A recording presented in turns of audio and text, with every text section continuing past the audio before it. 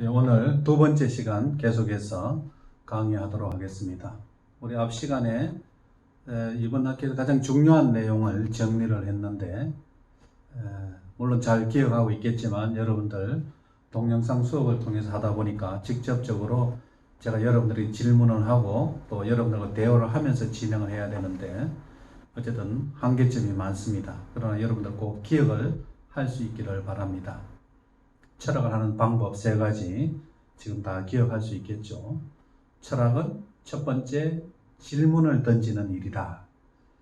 두 번째는 철학을 계속하기 위해서는 대화를 통해서 철학은 계속 진행된다.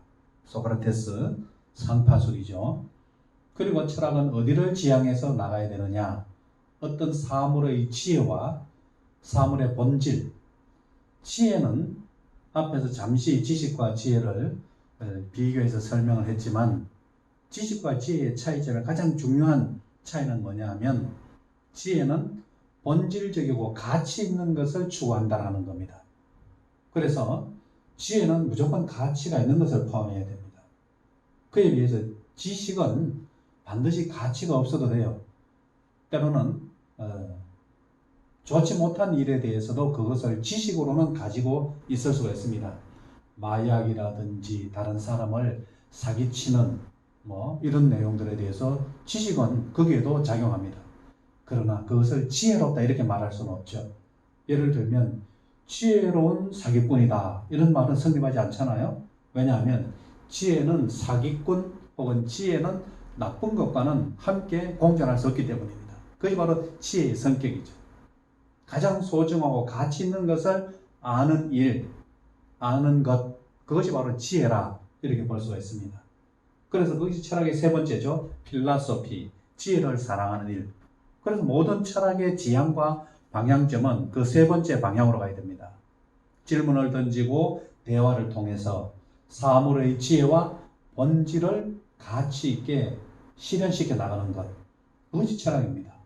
그런데 이 철학을 모른다면 그 사람은 자기가 하는 일에 대해서 진정한 지혜와 진정한 가치를 구현해 나가기가 어려운 거죠. 그래서 철학을 전공하든 철학을 전공하지 않든 모든 사람은 사실은 철학을 해야 됩니다.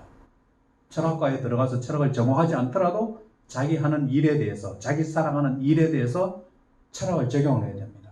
질문을 던지며 대화를 통해서 자기가 살아가는 그 일의 진정한 가치, 그것을 추구해 나가는 사람이라면 바로 그 사람이 철학자다. 그것을 하는 사람이 철학자 이렇게 되는 거예요. 그러니까 여러분들이 지금 전공은 다 다를 수 있겠죠. 다른 전공이지만 그러나 그 일의 질문과 대화를 통해서 그것을 가치 있게 지혜롭게 실현시켜 나가려고 한다면 여러분은 철학자가 될 수 있다는 거예요. 철학자 자격증이 있는 게 아닙니다. 철학과를 졸업했다고 해서 철학자가 되는 건 아니에요. 다만 중요한 것은 방법대로 하면 그 사람이 바로 철학자라 이렇게 부를 수 있는 거죠. 운전사와 마찬가지입니다. 어떤 사람을 운전사라고 합니까? 운전을 해서 하는 사람, 운전을 하는 사람을 운전사라고 하죠.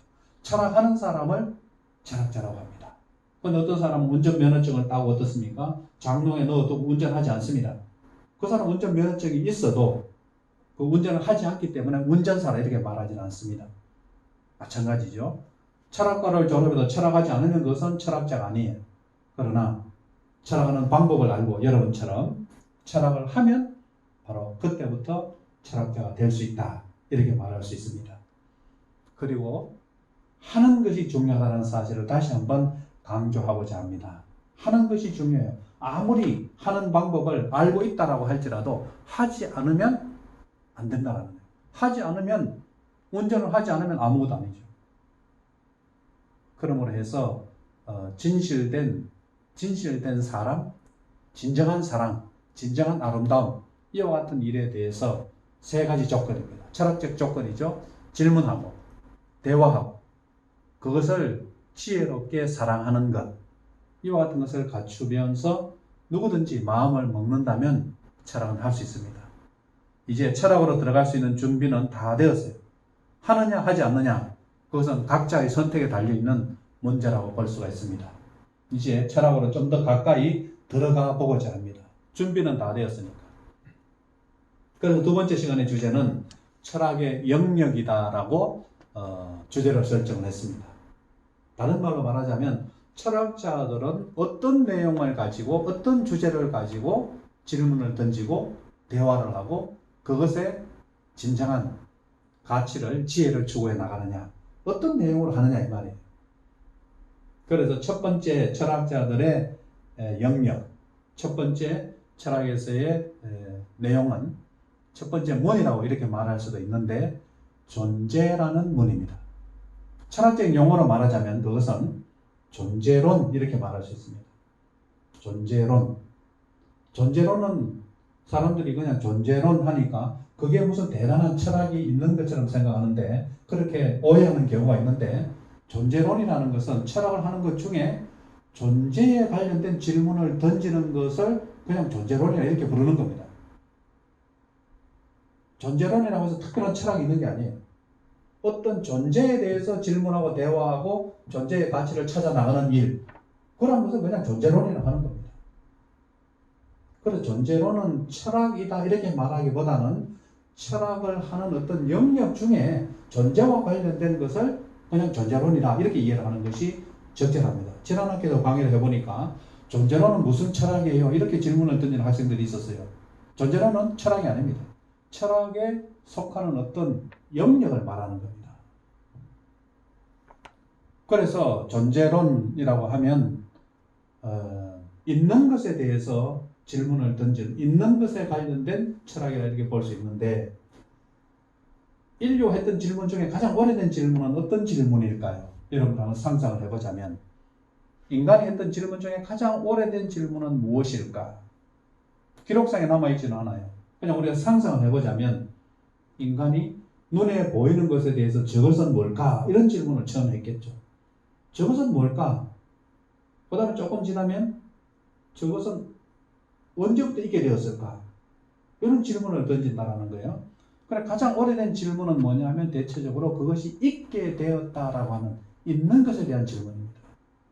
아이들이 조금 지나면 자라면 어떤 질문을 합니까? 처음에 엄마 등 옆에 있을 때는 저거는 뭐야 저거는 뭐야 있는 것에 대해서 저 이름을 묻죠. 뭐라고 말하는지. 그 다음에는 조금 자라면 자기가 어떻게 해서 이 세상에 있게 되었는지 매우 궁금합니다. 엄마에게 혹은 아빠에게 묻죠. 나는 어떻게 해서 있게 되었는가? 어떻게 해서 태어나게 되었는가? 어디에서 태어나게 되었는가?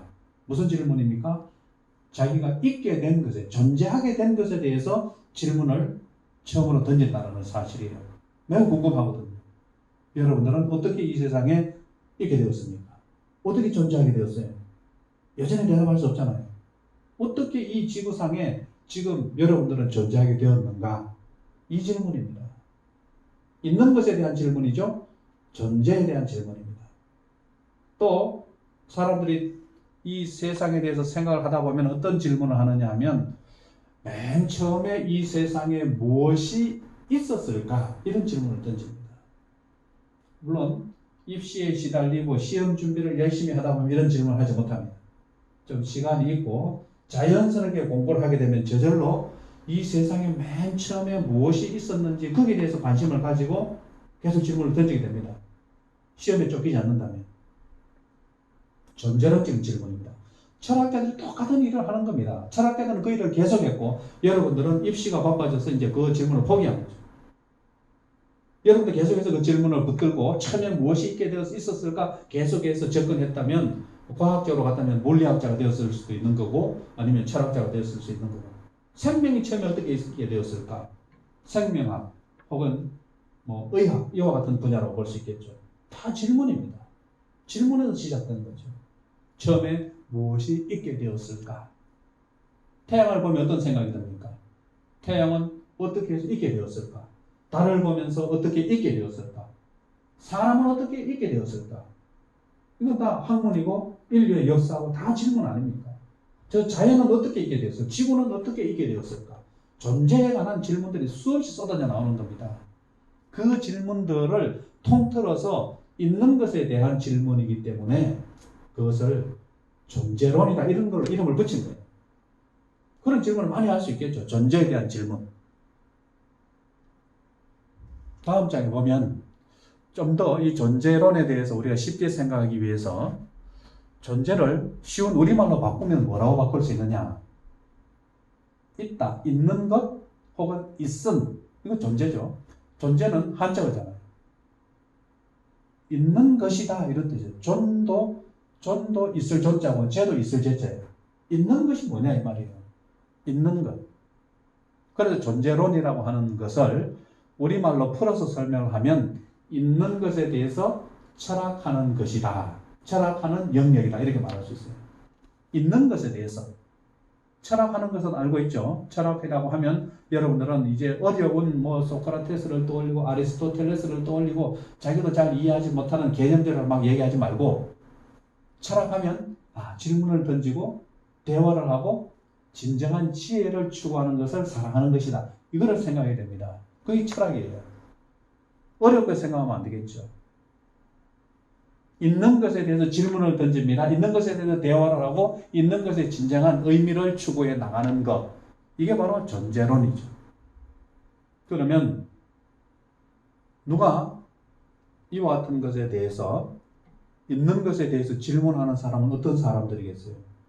있는 것에 대해서 사람들이 대부분은 있는 것은 있고 없는 것은 없다. 대부분 사람들은 있는 것을 아주 쉽게 생각합니다. 여기 있고 저기 없다. 있는 것에 대해서 사람들은 아주 간단하게 생각합니다. 있다 없다 아주 쉽게 말하죠. 그러나 보통 사람들이 다 이미 알고 있다고 생각하는 그것에 대해서 철학자들이 하는 일은 뭐라고 생각했습니까? 뭐라고 말했습니까? 대부분 사람들이 뻔하게 생각하고 다 알고 있다고 생각하는 것에 대해서 질문 던지는 사람이 바로 철학자라고 했죠. 소크라테스입니다. 칼이 어쩌고 방패가 어쩌고 막 그런 얘기를 하잖아요. 다 아는 이야기잖아요. 그러나 계속해서 질문을 던지는 거예요. 소크라테스는 철학자입니다. 그래서 소크라테스는 사람들에게 아테네 거리를 다니면서 질문을 던졌죠. 사람들을 곤혹스럽게 만들기도 했어요. 소크라테스 질문을 받으면 사람들은 어떻게 되느냐? 점점 내가 알고 있다고 생각하는데 이거 내가 좀 잘 모르고 있네. 내가 알고 있다고 생각하는 것을 내가 진짜 아는 것은 아니네. 이런 생각한다라는 거예요. 질문을 던지면. 여러분도 마찬가지예요. 뻔하게 생각되는 것에 대해서 질문을 던지면 여러분들 대답하기 매우 어렵습니다. 알고 있다고 생각하는 일에 대해서. 그래서 소크라테스가 했던 말이 뭐예요? 너 자신을 알라. 이런 말을 했잖아요. 너 자신을 알라. 그 이유는 뭐냐면 네가 알고 있다고 생각하는 그것에 대해서 얼마나 잘 모르고 있는지 알아야 된다. 이런 말이에요. 그것을 철학의 역사에서는 개념적으로 무지의 지라 이렇게 말했잖아요. 알고 있다고 생각하는 그것에 대해서 네가 잘 모르는 것을 깨달아야 된다. 무지의 지 이렇게 말하는 거죠. 철학자들은 그러므로 사람들이 잘 알고 있다고 생각하지만 질문을 던지지 않는 일에 대해서 질문을 던집니다. 이 존재론에 대해서 주제를 가지고 질문을 가지고 몇 가지 한번 연습을 해보도록 하겠습니다. 존재론 연습입니다. 여러분 쉬운 질문입니다. 있는 것과 없는 것의 차이를 여러분들은 말할 수 있겠습니까? 있는 것과 없는 것. 쉬운 문제잖아요. 쉽게 말하잖아요. 있는 것은 있고 없는 것은 없잖아요. 자, 여기서 조금 더 발전한 사람들은 뭐라고 대답하느냐? 있는 것을 곰곰이 생각해보면 있는 것을 항상 사람이 눈으로 보거나 냄새를 맡거나 손으로 만지거나 어쨌든 사람이 감각을 통해서 확인할 수 있으면 있다 이렇게 말할 수 있는 거겠죠. 눈에 보이는 것 있다 이렇게 말하잖아요. 손으로 만져지는 것 있다 이렇게 말하죠. 그래서 있는 것은 사람이 느낄 수 있고 감각으로, 없는 것은 사람이 감각을 통해서 확인되지 않으니까 없는 것이다. 이렇게 대답을 할 수 있어요. 이 정도면 대답하더라도 훌륭한 거죠. 있는 존재에 대해서 인간의 인식 범위, 인식 가능으로 설명하는 거거든요. 인식 가능하면 있는 거고 인식이 불가능하면 없는 거다. 이런 이야기잖아요. 누구나 다 사실은 그렇게 대답할 수 있는 거예요. 조금만 하면. 자, 그럼 두 번째 질문을 또 합니다. A가 질문자입니다. 그러면 인간이 인식할 수 없고 감각적으로 느낄 수 없는 것은 존재하지 않는 것인가? 이런 질문입니다. 인간이 생각할 수도 없고 인간이 만질 수도 없고 인간의 눈에 볼 수도 없는 것, 이러한 것들은 존재하지 않는 것인가? 그런 것은 없는 건가? 그에 대해서 무엇이라고 대답할 수 있느냐 이 말이에요. 갈로안의 질문을 다시 한번 생각해 봅니다. 인간이 생각하지 못하지만, 인간이 느낄 수 없지만 존재하는 것이 있을 수 있냐? 우리나라 조선시대에 살았던 사람이 저 아메리카 대륙이 있었다는 사실을 알았겠습니까? 가보지도 못했겠고 생각하지도 못하고 몰랐겠죠. 인식 범위 안에 없었죠. 조선시대 사람들. 이순신 장군도 아마 태평양 건너 저 대서양이 있다는 사실을 몰랐을 거예요. 인식의 범위에 없는 거예요. 그러나 어떻습니까? 인간이 인식하지 못했지만, 사람이 인식하지 못했지만 여전히 아메리카 대륙은 있었고, 반대로 아메리카 대륙의 인디언들이 멀리 아시아 쪽에 대한민국 조선이라는 나라가 있었다는 사실을 알았겠습니까?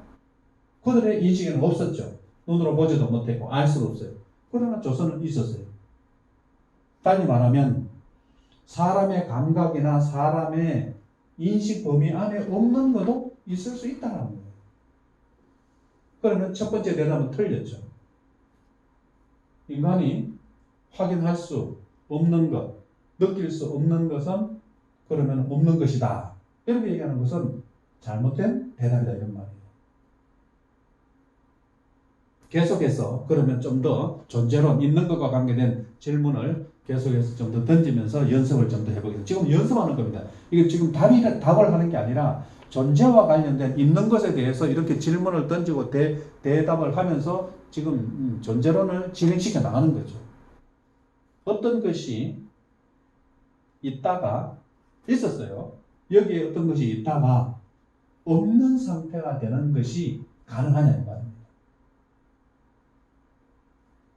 여기에 있던 여기에 연필이 있었는데 여기에 있던 연필이 없어지는 것이 가능하냐는 말입니다. 자, 가능한가 가능하지 않는가? 그게 대답으로 가능한 대답이 B의 대답을 보면 여기 책상 위에 있다가 이게 어디론가 사라져서 보이지 않으면 사람들은 내 연필이 없어졌다 이렇게 말해요. 자, 그때 없어졌다 라고 하는 말은 존재하지 않는다 이 말이 아니에요. 없어졌다 이 말은 존재하지 않는다라는 것이 아니고 다른 곳에 있다 이 말이에요. 여기 없고 다른 곳에 있다 이 말이죠. 그런데 그때 우리들 표현은, 보통 사람들의 표현은 없어졌다 이렇게 말해요. 다른 곳에 있는데 여기는 없지만 다른 곳에 있다. 자, 사람이 죽으면 어떻게 됩니까? 이 땅에 살던 사람이, 현실적에 살던 사람이 있다가 연필처럼 사라졌어요. 죽었어요. 그럼 어떻게 되는, 없어지는 건가? 어떻게 되는 건가? 자, 사람이 죽으면 어떤 현상이 일어납니까? 인간의 신체는 급속하게 해체됩니다. 급속하게 해체되죠. 화장을 하게 되면 불로 막 이렇게 타서 해체될 것이고, 매장을 하게 되면 흙 속으로 급속하게 해체되겠죠. 몇 년 지나면 거의 남아있는 게 없습니다. 몇 년 지나면 이제 그 인간의 이빨은 남아있다고 하죠. 순식간에 우리가, 여러분들이 그렇게 매일마다 씻고 또 거울을 보고 가꾸고 하는 그 신체가 순식간에 사라집니다. 흙으로 사라지고 먼지로 공기로 사라지죠. 자, 그런데 육체는 그렇게 해결합니다. 순식간에 해체되니까.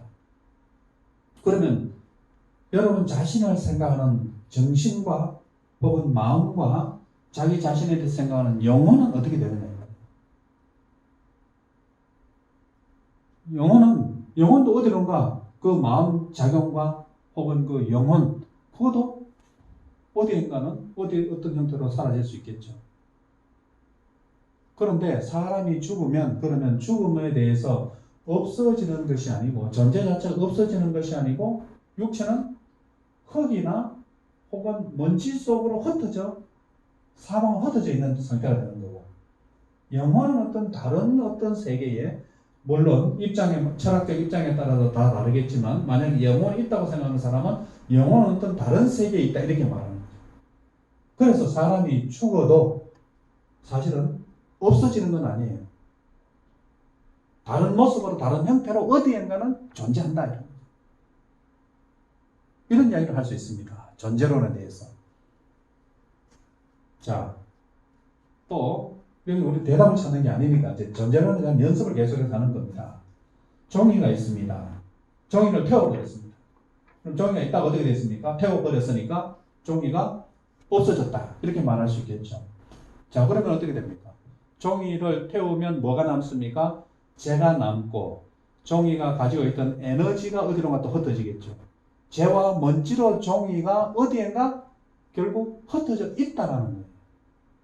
에너지는 또한 우주 속의 어떤 에너지의 형태로 존재하고 있다는 거예요. 다만 형체가 종이의 형체는 아니죠. 이런 대화를 통해서 무엇을 생각할 수 있느냐? 완전히 없어지는 것은 없다. 이런 말을 할 수 있어요. 완전히 없어지는 것은. 존재하는 것이 완전히 무의 상태가 될 수는 없다. 이 말이에요. 완전한 무. 무가 뭡니까? 아무것도 없는 상태. 여기서 질문. 그러면 없다라는 게 뭡니까? 있다라는 건 알겠는데 없다라는 게 뭐예요? 그냥 눈에 보이지 않는다고 해서 없다고 말하는 거 말고 인간이 생각하지 못한다고 해서 없다라는 거 말고 진짜 없다라는 게 뭐예요? 우리는 흔히 없다, 무다 이렇게 말하는데 인간의 인식으로는 달리 말하면 없다라는 것을 알 수 없습니다. 없다라는 걸 이건 알 수 없어요. 무라는 것을 알 수 없습니다. 무엇이 없는 겁니까? 없다라는 것은 한마디로 말하자면 없다. 이런 이상한 얘기를 하지만 그것이 사실이에요. 존재하는 것만 있지 존재하지 않는 상태는 없다 이 말이에요. 에너지를 얻어서 다른 형체의 에너지에 참여하기도 하고 때로는 에너지를 잃어서 흩어지기도 하고 다른 것으로 존재하기도 하고 때로는 먼지가 되기도 하고 때로는 재가 되고 때로는 공기 속에 흩어져 있기도 하고 농담삼아 이런 이야기를 많이 하는데 운전하고 막 달리다가 보면 가을에 운전하고 막 시골길을 달리다 보면 로드킬 있죠. 뭐 길냥이나 아니면 또 산에서 갑자기 튀어나온 고라니 같은 게 있습니다. 비참하죠. 처음에는 피가 있고 그런데 그 똑같은 길을 몇 번 달리다 보면 한 3, 4일 내지 한 일주일만 지나면 거기에 비참하게 있던 어떤 그 동물의 시체가 보이잖아요. 흔적만 비슷하게 남아있죠. 누가 치우지도 않았는데 없어져요. 보이지 않아요. 다 어디로 갔을까요? 여러분들 공기 좋다고 창문을 열고 야 가을에 공기가 좋다라고 할 때 그 공기 속에 흩어져 있습니다. 막 자동차를 달리면서 먼지를 피면 지나가면서 하면서 그것을 다 먼지와 공기로 다 흩어버리는 거죠. 그 속에 다 들어있는 거예요. 완전히 없어지는 건 없으니까. 그렇게 존재하는 것이다. 한번 존재하는 계속해서 존재하게 된다. 이런 이야기입니다. 이러한 것들, 있는 것에 대해서 말장난 같지만 사실은 곰곰이 생각을 해보면 다 인간은 그런 어떤 있는 것에 대한 생각을 통해서 존재한다는 게 이와 같은 것이구나라는 것에 대해 점점 깨달아 알 수 있게 되는 것이죠. 네, 두 번째 문으로 들어가도록 하겠습니다. 두 번째 철학하는 질문, 인식론이라고 하는 건데 이 인식론은 존재론과 마찬가지로 역시 철학이 아닙니다. 철학하는 질문들 중에 인식과 관계된 질문과 대화를 통해서 철학하는 것을 인식론이다 이렇게 말하는 거예요. 존재론은 있는 것이고 인식론은 쉬운 말로 바꾸면 무엇에 대해서 철학을 하는 거냐 하면 인식이니까 그죠? 인간이 어떤 사물에 대해서 아는 것에 대해 질문을 던지고 대화를 하고 그것이 진정한 의미가 뭐냐 이것을 추구해 나가는 것을 인식론이다 이렇게 말해요. 그것이 인식론입니다. 인식이라는 말이 인간이 다른 어떤 것을 인간이 이렇게 알게 되는 것이다 이렇게 볼 수 있잖아요. 쉽게 말하면. 그래서 아는 것에 대해서 철학하는 것이다. 아는 것.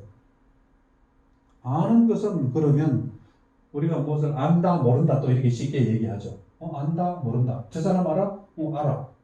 우리는 저 사람 안다라고 말할 때 어떤 상태에서 그 사람을 안다고 말합니까? 전에 한번 본 사람 안다고 말하죠. 그런데 다시 한번 물었습니다. 저 사람 너 진짜 알아? 이렇게 물었을 때는 아니 진짜 아는 건 아니고 그냥 한번 봤어. 한번 본 것도 안다고 말하고 그 사람의 성격까지 아는 것도 안다 이렇게 말하는데 어쨌든 안다라고 하는 것은 무엇을 말하는가? 이런 질문이 인식론과 관련된 질문이라고 말할 수 있습니다. 그래서 아는 것에도 보면 아는 것에도 종류가 매우 많습니다. 대표적으로 아는 것을 보면 여러분들이 알고 있는 것을 한번 얘기해 보라고 하면 뭐 사물의 이름을 알죠. 사과를 알고 컴퓨터를 알고 책상을 알고 사물의 이름을 압니다. 그 다음에 좀 더 발전하면 어떤 것이 돌아가는 원리를 압니다. 이게 이렇게 되어서 이런 일이 벌어지게 되고 이것이 동작하게 되고 이런 현상이 나타나게 된다. 그래서 원리를 아는 거죠. 그 다음에 또 아는 것은 어떤 도구를 다루는 것도 안다고 말합니다. 안다. 컴퓨터를 할 줄 안다. 이런 것들. 기계를 다룰 줄 안다. 이런 것들도 안다라고 말하죠. 그러니까 아는 것의 종류가 매우 많다는 사실을 알아야 됩니다. 교육은 아는 것을 넓히고 아는 것을 확장하는 거고 아는 것을 심화시켜 나가는 거죠.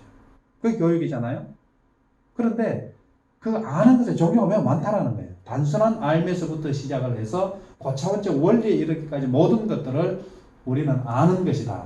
이렇게 얘기해요. 그래서 잘 가르치고 잘 배우려면 그 아는 것의 성격에 대해서 곰곰이 생각해 봐야 됩니다. 인간이 행동하는 원리는 어디에 따라서 나타나느냐? 인간이 행동하는 원리는 아는 것에 따라서 인간은 행동하게 됩니다. 아는 것을 종합해서 거기에 따른 결과로서 어떤 행동을 선택하기도 하고 어떤 진행을 결정하기도 합니다. 옷을 삽니다. 그냥 막 사지 않죠. 자기가 알고 있는 정보를 다 종합해서 옷을 사는 선택을 합니다. 어떤 취업을 합니다. 취업을 할 때 그냥 막 하지 않죠. 아는 것을 다 종합을 해서 취업이라고 하는 행위를 결정하게 됩니다. 연봉도 생각해야 되겠고 미래의 가치도 생각을 해야 되겠고 대우도 생각을 하고 그 일이 가지고 있는 성격도 알아야 되고 아는 것을 종합해서 선택하고 결정하고 삶을 살아간다 이 말이에요. 곧 삶을 살아가는데 매우 중요한 것은 아는 것이다.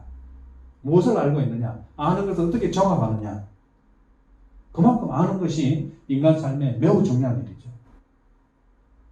이런 말이 있습니다. 사랑하면 알게 되고 알면 보인다. 알면 보인다 이렇게 있어요. 알면 보입니다. 모르면 그냥 지나가도 아는 것은 그 사물 이면에 들어있는 원리를 보게 되죠. 그때 알아서 보게 되는데 그 알아서 보게 되는 것은 이전과는 완전히 다른 현상을 본다 이런 말이에요. 아는 것은 그와 같이 신비한 것이 있습니다. 바로 그 아는 것을 의도적으로 교육이라고 하는 이름으로 의도적으로 확장시켜 나가고 의도적으로 심화시켜 나가는 것을 교육이라고 합니다. 그것을 교육이라고 합니다. 그냥 공부하는 게 아니죠. 아는 것을 확장시키고 심화시켜 나가는 겁니다. 인식론으로 연습을 해보겠습니다. 아는 것은 힘이다. 이 말을 한 사람은 누굽니까? 이 말을 한 사람은 영국의 철학자 베이컨이라고 하는 사람이 했습니다. 베이컨은 왜 아는 것을 힘이라고 말했을까? 베이컨이 아는 것을 힘이라고 말했을 때 그 아는 것은 어떤 성격을 가지고 있는 힘인가? 여기에서 대답을 해보자면 알면 무엇이 좋습니까? 문제를 해결할 수 있죠. 전기를 알면 전기를 고칠 수 있고 전기가 나갔을 때 갈아 끼울 수 있고 그리고 전기를 모르면 어떻게 됩니까? 전기를 그냥 스위치 올려놓고 만지다가 그냥 전기에 감전돼서 심각한 상태가 될 수 있잖아요. 알면 계산도 할 수 있죠. 알면 글쓰기도 할 수 있죠. 여러 가지 문제를 해결할 수 있습니다. 또 좀 이상한 어떤 거지만 알면 안다고 다른 사람에게 뽐내거나 우월감을 가지고 자랑할 수 있어요. 나는 안다. 이 자신감의 일종이라고 볼 수 있죠. 좀 알면 사람들이 얼마나 우쭐합니까? 일종의 우월감, 자신감이죠. 알면 자신감이 있습니다. 모르면 불안하죠. 또 아는 것은 좀 더 깊이 있게 말한다면 아는 것은 그 사람의 시야를 넓혀줍니다. 알면 막 눈이 열리는 거예요. 모르면 눈이 감겨있는 거하고 마찬가지고 알면 눈이 열리는 겁니다. 안목과 세계관이 열리는 겁니다. 이와 같은 형태로 아는 것은 어떤 힘이 있는 것이다. 이렇게 말할 수 있습니다. 마지막으로 가치론이라고 하는 영역입니다. 가치론 역시 철학이 아닙니다. 철학의 가치에 대해서 질문을 던지고 대화하는 분야를 가치론이다 이렇게 말하는 거예요. 사람들은 좋아하고 선호하는 것이 있습니다. 돈을 좋아하기도 하죠. 왜? 돈이 가치 있다고 생각하기 때문에. 명예나 성공이나 어떤 사람은 가족, 친구가 가치 있다고 이렇게 생각하기도 합니다. 다 사람들이 좋아하고 선호하는 겁니다. 왜 좋아하고 근데 왜 선호? 친구가 왜 좋습니까? 그것을 질문하는 겁니다. 왜 가족이 왜 소중합니까? 왜 돈이 좋습니까? 그냥 맹목적이 아니라 왜 그러냐? 질문을 던지면 뭘 하는 것이 시작됩니까? 철학을 하는 게 시작된다고 했죠. 자, 다음에 그림을 보도록 하겠습니다. 발입니다. 남자의 발, 여자의 발입니다. 이 발, 한 사람은 박지성 축구선수의 발이고 한 사람 이쪽에 있는 것은 발레리나의 발입니다. 흉하죠. 상처가 많습니다. 아름답지 않습니다. 그런데 저 발을 아름답다고 사람들은 말합니다.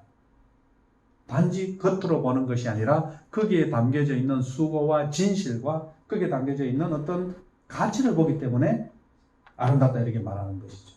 눈에 보이는 게 다가 아니죠. 자, 가치는 여러 가지 의미를 가지고 있는 겁니다.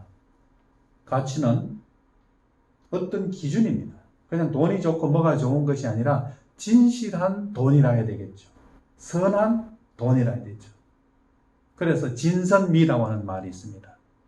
가치를 결정하는 기준이 진실함과 선함과 아름다움입니다. 이 세 가지는 동시적이며 복합적으로 작용합니다. 진실한 것은 선하고 선한 것은 아름다운 것이다. 아름다운 것은 진실한 것이다. 가식적이지 않다 이 말이죠. 그러나 가치는 상대적입니다. 상황과 조건에 따라 다릅니다. 정직은 항상 선한 것입니까? 거짓말은 항상 나쁜 것입니까? 그러니까 단순하지 않죠. 그래서 뭘 해야 됩니까? 철학을 해야 됩니다. 가치에 대해서 생각하고 대화하고 질문을 던져야 된다는 것이죠. 오늘 세 가지입니다. 철학을 하는 방법의 세 가지가 있었고 철학의 영역에 세 가지가 있었습니다. 이 세 가지 오늘 잘 기억하고 다음 주에는 좀 더 본격적으로 전통적인 철학을 가지고 계속해서 강의를 진행하도록 하겠습니다. 오늘 강의는 여기까지 마치도록 하겠습니다.